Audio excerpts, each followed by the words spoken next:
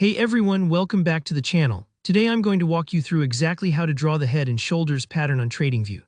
If you've ever struggled to quickly spot this powerful reversal pattern, or if you're not quite sure how to properly plot it, you're in the right place.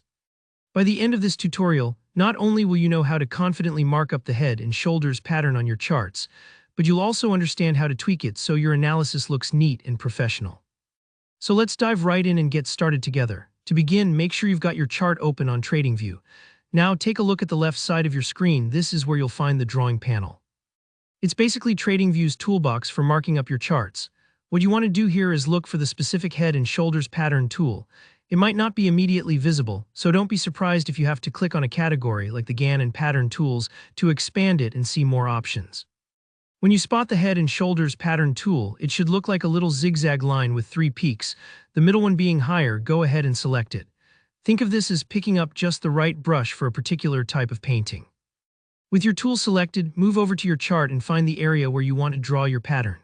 Maybe you've spotted what you think is a textbook example forming, with a clear left shoulder, a taller head in the center, and a right shoulder that's about the same height as the left. Don't worry if it's not perfect. Markets can be messy, and patterns rarely look exactly like the textbooks say they should.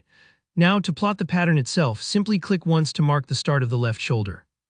Then move to where you see the head peak and click again. Do this for the right shoulder as well.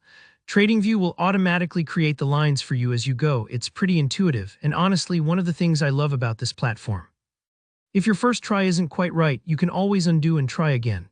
The key here is to match the major swing highs and lows that actually define the shape of the head and shoulders. Take your time with this step. There's no rush, and it's totally normal to pause and double-check that each section lines up with the price action you're analyzing. Once you've finished plotting, you can customize the pattern so it matches your personal style or makes the setup clearer for your own trading. Just click on the pattern you just drew and look for the settings menu, usually shown as a little gear icon. Here, where you can change the colors, adjust the thickness of the lines, and even add notes or labels if that helps you keep things organized.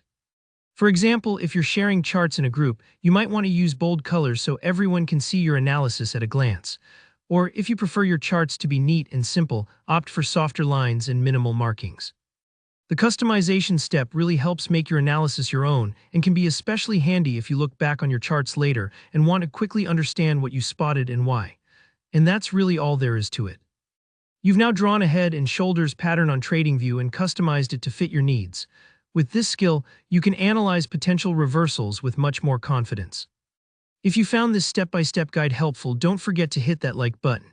And if you've got any questions, maybe you're wondering about different ways to identify the pattern, or you ran into a hiccup with the tool, just drop a comment below and I'll be happy to help out. Make sure you subscribe so you don't miss more practical trading tutorials like this one. Thanks for watching and happy trading.